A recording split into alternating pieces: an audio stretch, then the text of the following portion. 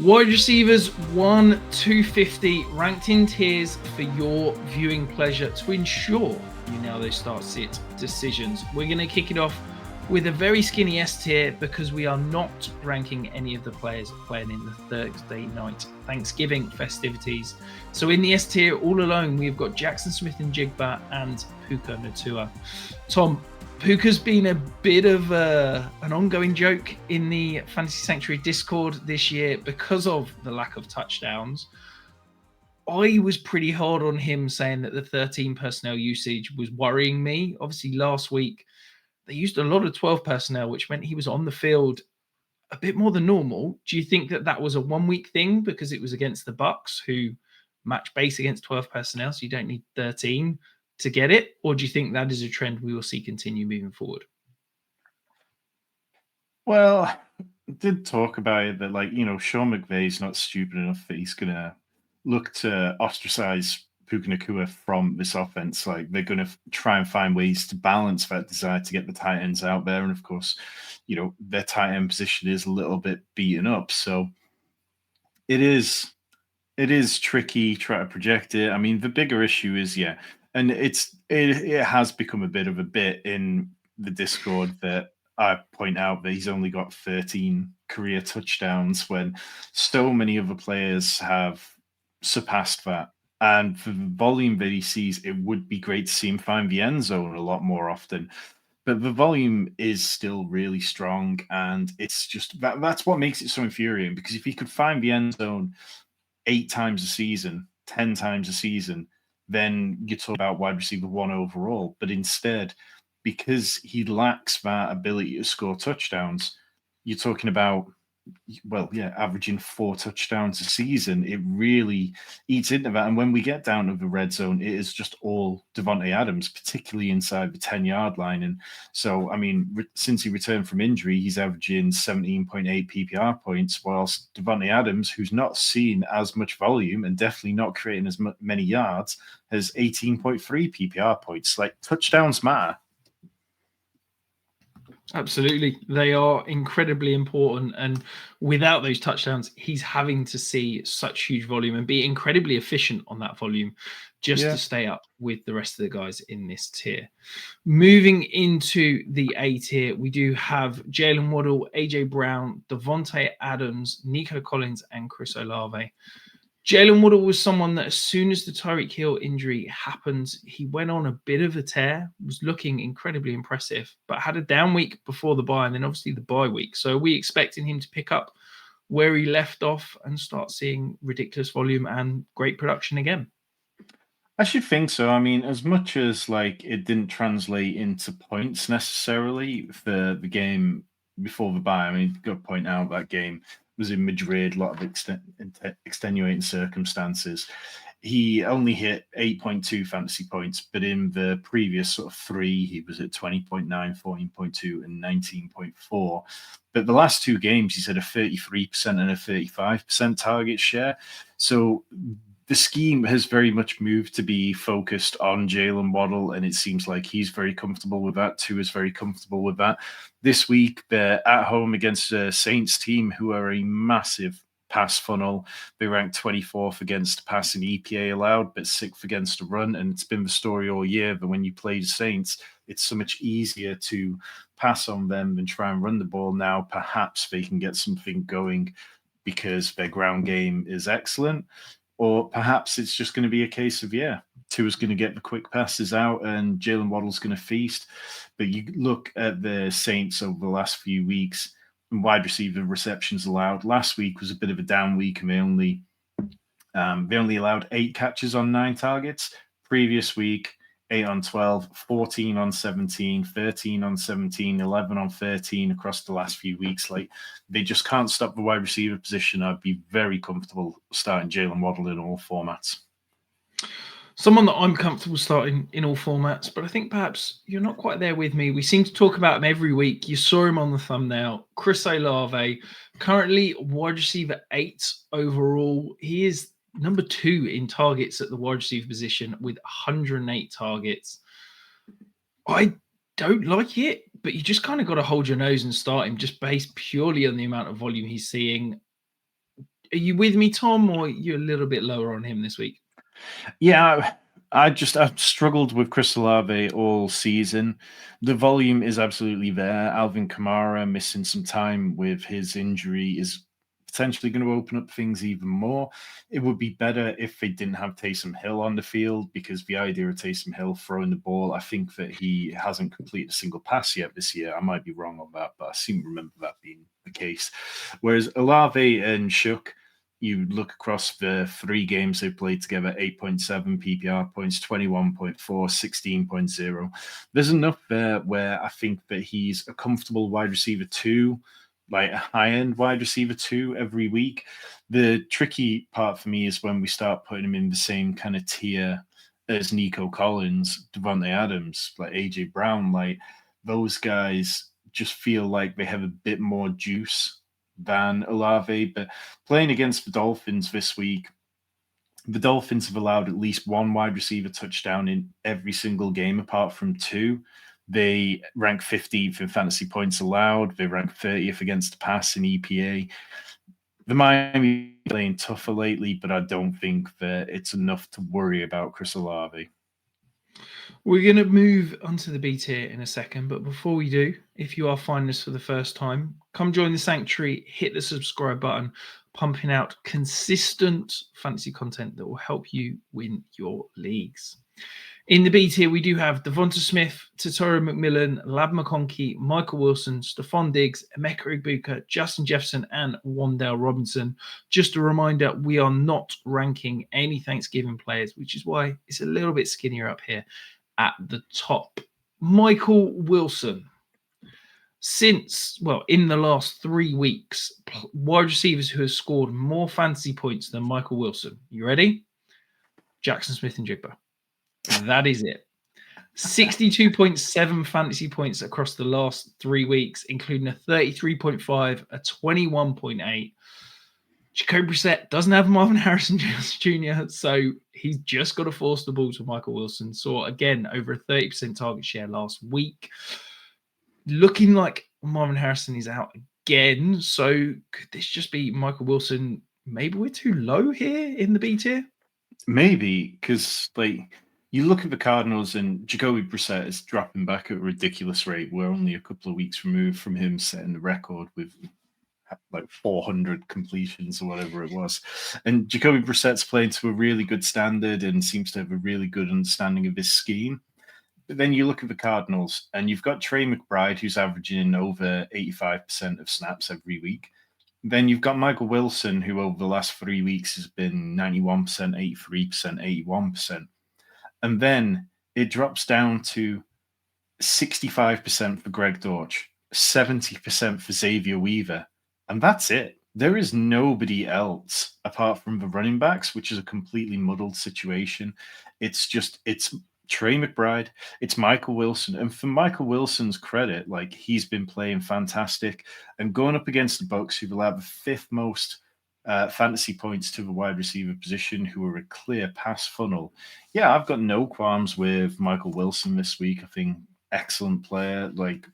He's somebody, not this offseason, but last offseason, I talked up in Dynasty saying that I thought that he was a good buy because he'd shown us plenty of kind of traits that we look for. And then it just kind of fell by the wayside because of Marvin Harrison. And now we're at this point where it's well, if he comes back, do you stop force feeding the ball to Michael Wilson? I don't think so. I mean, Tampa allow the 3rd highest yards per attempt on play action. They allow the 2nd highest completion rate even when pressuring the quarterback. They are very vulnerable to passes down the deep middle. So maybe that's an area which Jacoby Brissett can work. And I think that this is just going to be a very good game for the Cardinals side of things. Flipping that matchup on its head, we go across to Emeka Egbuka. Started the season on a tear. Weeks 1 to 5 was the wide receiver 3 overall. Since that point, he is the wide receiver 40 overall, averaging 9.9 points per game, being outscored by almost 2 points per game by his teammate Tez Johnson. It's been a head-scratching one. I struggle to know where to rank him every single week. We've locked him in our B tier, Tom. Is this just he's good, so you can't really rank him lower, even though personally I kind of want to get him a bit lower. I just can't find people to put ahead of him. Yeah, it's definitely not easy. The way that things have fallen over the last few weeks, it starts worrying you whether it's part of a bigger trend. And you've got Chris Godwin coming back and Todd Bowles saying that he's going to work in more this week. They expect him to be healthier. And immediately we see Emeka Egbuka put like a target share of 23.5% last week when his previous 3 games had all been above 30%. So it does give you slight pause and go, is this going to be part of a bigger trend? The Cardinals have allowed the 3rd fewest fantasy points to opposing wide receivers, so they're definitely not a team that we can just chalk up automatic points on. So I'm tired of being burned by Emeka Egbuka. I'm tired of ranking him high just because of how he played at the start of the year and hoping it's going to play out way. I mean, I saw JJ Zacharyson pointed this out on Twitter the other day that Egbuka's ranked in the top 30 in weekly scoring at wide receiver just once over his last 6 games. Like, at a certain point, you've got to bring him down. Yeah, absolutely. It's people lock on to those priors. They get that initial first reaction. He looks amazing. Oh, he's a superstar. And people just, that's it. Lock it in and forget about it. Maybe we need to also have this conversation about Justin Jefferson. He is top 10 in the league in targets, averaging 9 targets a game, yet he's outside the top 12 at the position, has only broken 20 points once this year, and that was all the way back in week 4. It's getting worse. Hasn't broken 12 fantasy points in any of the last 3 games. JJ McCarthy looks lost out there. Do we have any hope that Max Brosmer could see a spike for Justin Jefferson this week? And that is certainly not a sentence I ever thought I'd be saying. Well, if you need the cope is that we've seen Justin Jefferson be good with Carson Wentz. We've seen him be good with Josh Dobbs. We've seen him be good with like all these backup quarterbacks who've been inserted into this scheme who've just hit the ground running. Now, JJ McCarthy, like, you know more about film and mechanics than I do, but when I watch him, it couldn't be more obvious that he's just throwing the ball wrong at the minute. Like, his feet are all kinds of a mess.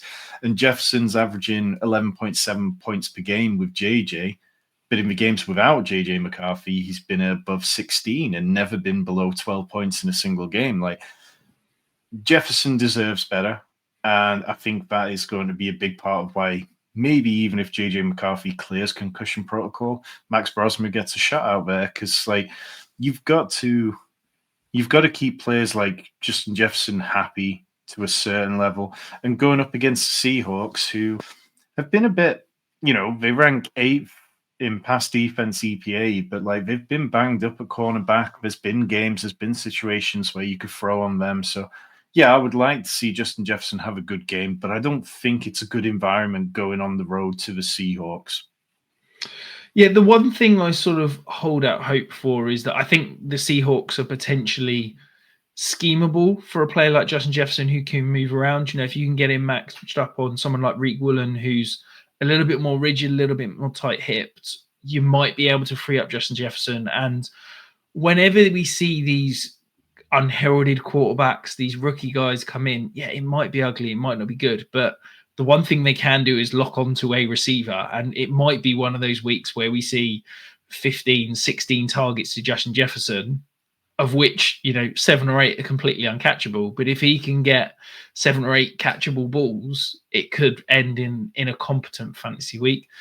Yeah, that may be the complete opposite, and we may see the Vikings try to run the ball 35, 40 times and kind of protect Max Brosmer. But I'm hopeful that we see the ball force-fed to Justin Jefferson and they try to keep him happy, because certainly over the past few weeks, there's been some serious frustration coming from his side of the field. Moving into the C tier, we do have Troy Franklin, Michael Pittman, Khalil Shakir, Deebo Samuel, and Rome Odunze. Troy Franklin, it feels like he's gone a little bit under the radar recently, but he is still performing, still playing well, and now firmly ahead of Cortland Sutton in our ranks and in production. Yeah, I mean, Troy Franklin might not be a better wide receiver than Cortland Sutton, but you go back since week 5, Troy Franklin hasn't been out targeted by Cortland Sutton in that range. Like the last time they both played, they had 8 targets apiece. They have been just really using Troy Franklin nicely. Like it's very difficult for me not to rank Troy Franklin ahead of Cortland Sutton when he's been more productive at the same time. So I think it's one where people might feel a little like, okay, well, Cortland Sutton is the better player. But Cortland Sutton, like so much of what he's done over the last couple of years has been touchdown dependent. And if you're not scoring touchdowns, then your fantasy points start to drop. Whereas what we've seen from Troy Franklin is that he's finding other ways to get there. He's being used on deep balls. And the difference in their fantasy points is 12.4 on average this season to Cortland Sutton and 12.1 to Troy Franklin. But you go back over the last 4 weeks, and Troy Franklin has outperformed Cortland Sutton in 3 of those 4 weeks.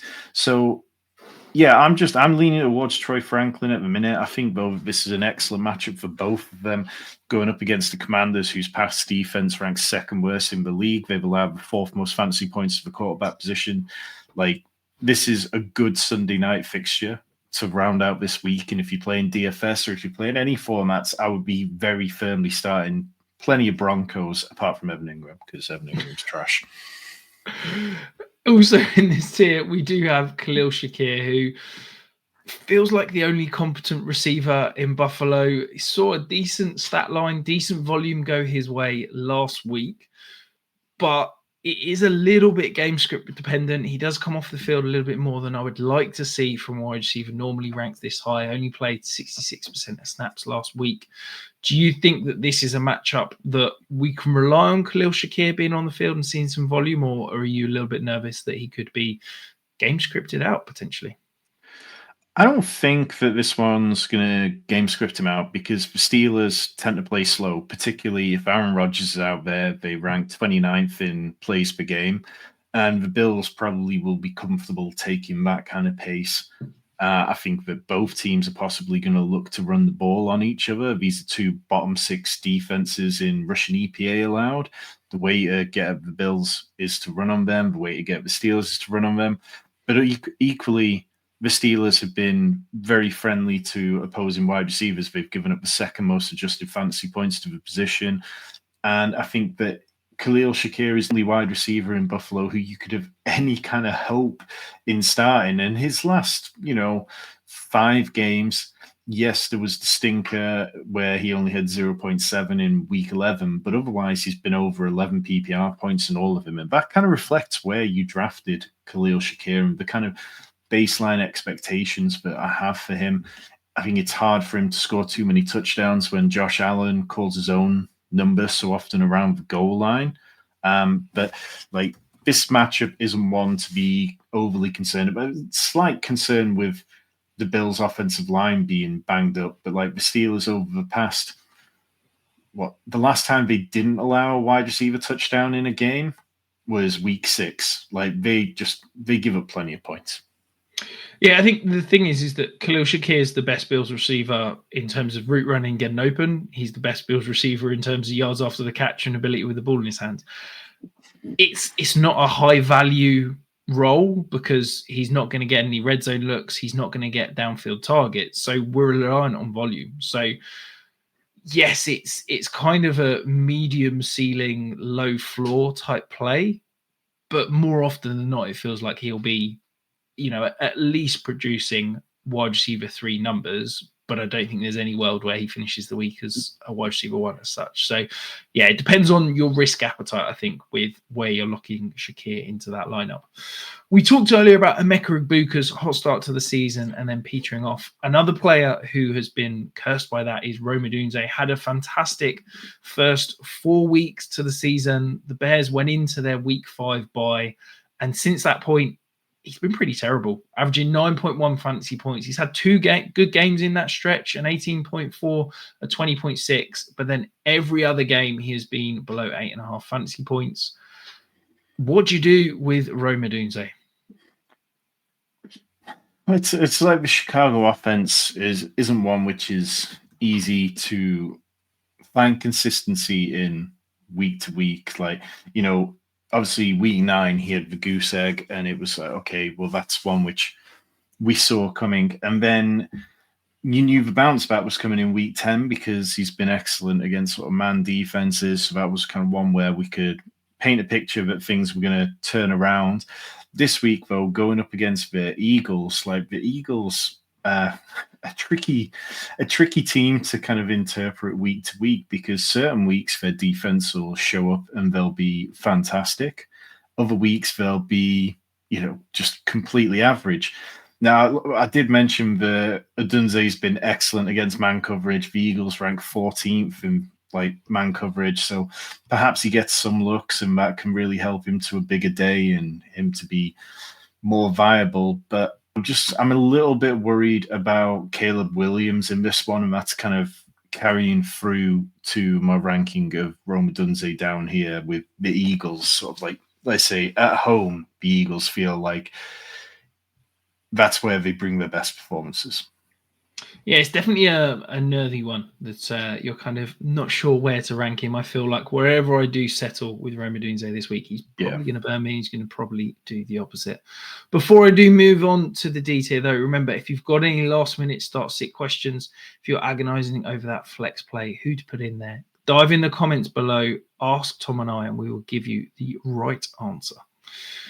In the D tier, we do have Courtland Sutton, Juwan Jennings, and Dike Metcalf. I want to touch on Juwan Jennings briefly. Week 7, we saw a bit of a stretch. We obviously had the injuries to start the season. He came back from the contract holdout, got injured, came back. Then he had these broken ribs, which I think were just bruised.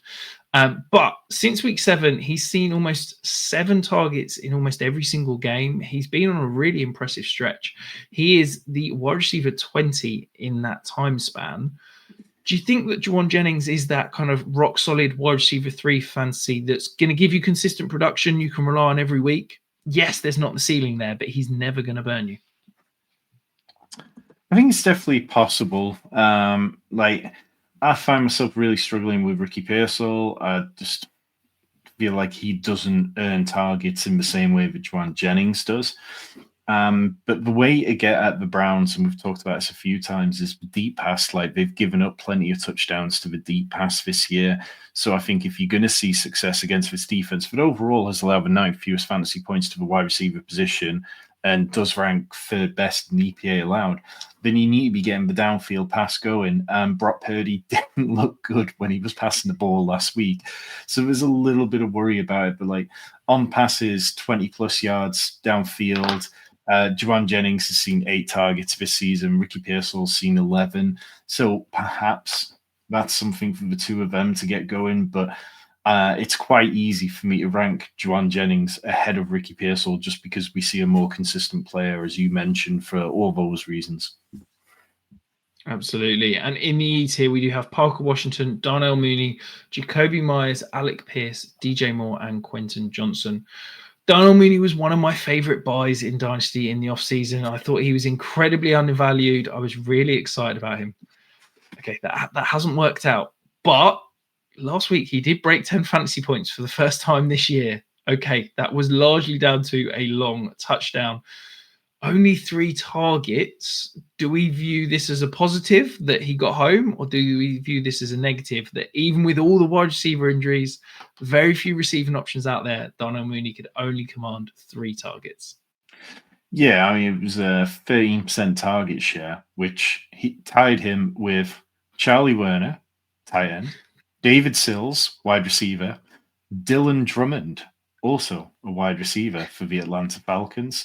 So yeah, he had the perfect stage to go out and see more. Now, perhaps that was one where the defense were just keyed in on him and it made his life more difficult because there were fewer options. But you would like to think that Kirk Cousins would have given him a little bit more of an opportunity to win a ball. This week, going up against the Jets, I don't know. I mean, the Jets defense, they played very tough against the Ravens last week. They have allowed, a reasonable amount of fantasy production to wide receivers at times this year. They ranked 28th against the pass. I just kind of view this one as, if you don't need to start Darnell Mooney, don't bother. Yeah, it's Yeah. I mean, there's no teams on bye weeks this week, so unless you're in a deep league, I just feel like you've probably got a better option. Okay, makes sense. We do have Jakobi Meyers ranked back to back. I keep saying this. I think Jakobi Meyers is exactly what this Jaguars offense needed. It was a receiver that was willing to make an in-cut route and catch the ball over the middle. It's not that complicated. Do you have any hope for Jakobi Meyers this week? I mean, look, it was him and Parker Washington who led the Jags with 32 routes run each last week. Both saw 6 targets. So, that's why Parker Washington's so close there. It's just the nature of Parker Washington's volume and targets is going to be the easier slot receiver receptions. Going up against Titans, this game over under, it's not expected to be massively fantasy viable. They're also a touchdown favorite in this game, which kind of just leads me back to the fact that how do you beat the Titans? You run the ball on them. They've given up the 4th most fantasy points to the position. They're worse against the run than they are the pass. And the Jags running game has been really special this season. They rank 4th best in EPA on the ground. Their passing offense is 24th. So it should be much easier for the Jags to run the ball. And I think that's something that Liam Cohen's really trying to build on. So that's why they end up just lower for me, because I don't think this is going to be a pass-heavy script. In the F tier, we do have Keenan Allen, Ricky Pearsall, Chimere Dike, Trey Tucker, Jordan Addison, Greg Dortch, Luther Burden III, Jayden Higgins, Kayshon Boutte, and Chris Godwin. I want to touch on Chimere Dike briefly. Since week 7, when he emerged as an almost every snap player in this offense, he is the wide receiver 25 in points per game, averaging 13.1.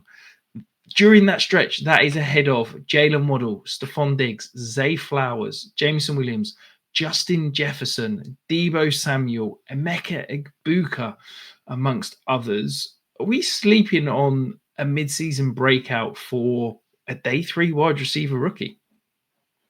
Maybe. And look, we've seen stranger things happen in the league before. I think it's just still the fact that the Titans offense is still very, very inefficient. They have the 2nd worst passing offense EPA.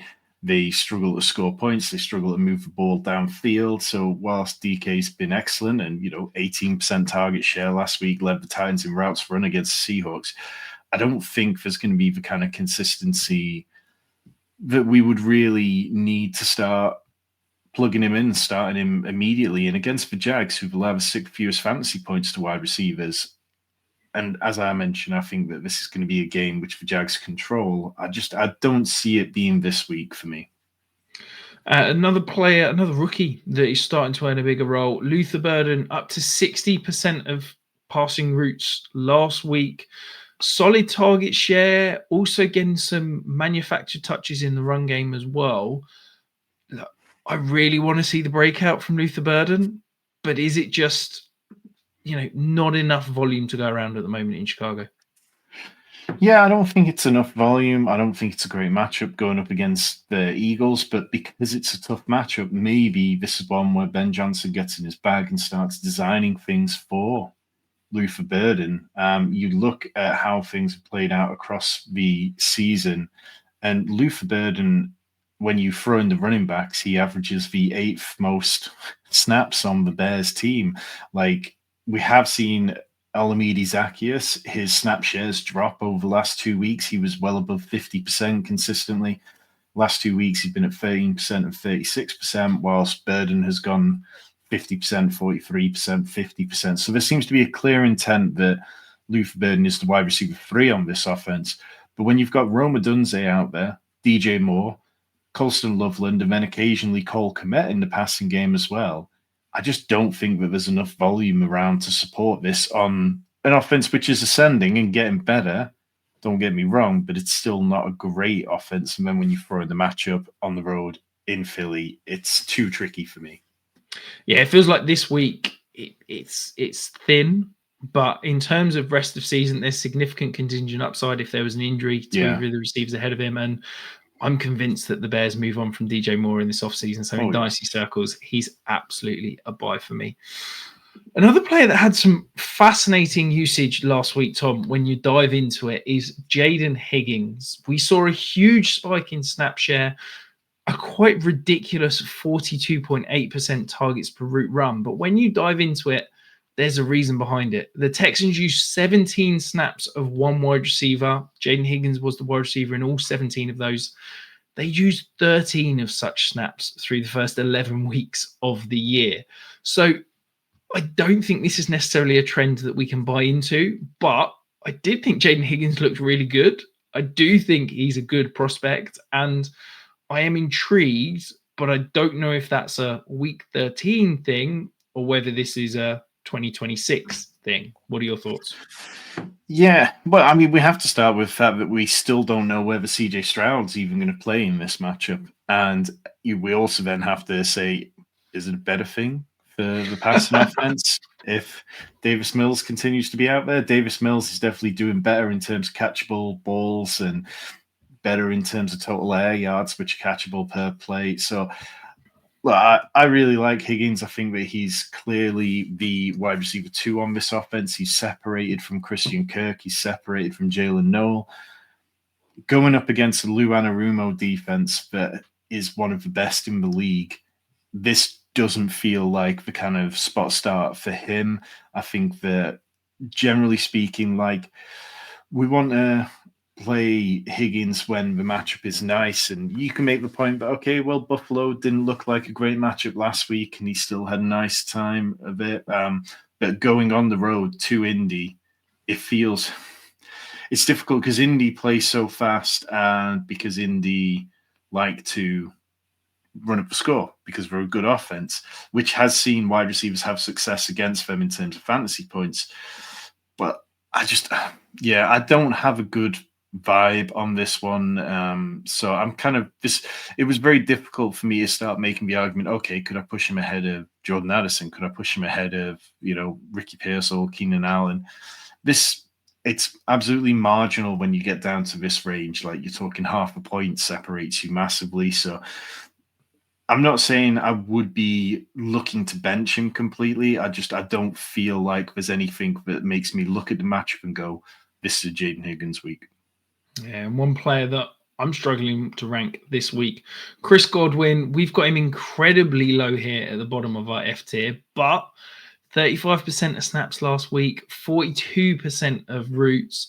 Yes, there's some talk that he's going to earn a bigger role in week 13. Are you comfortable? Are we too low, or do you need to see it before you can trust Chris Godwin in a, let's be honest, must-win matchup for most people?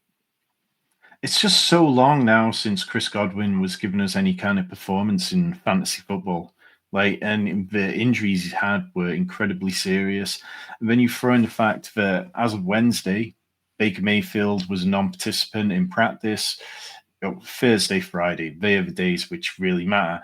But so far this season, there's been very few quarterbacks who take Wednesday off and then end up being out there on a Saturday. Yes, we've seen it from Lamar Jackson, like that kind of load maintenance. And maybe they're doing the same with Baker Mayfield.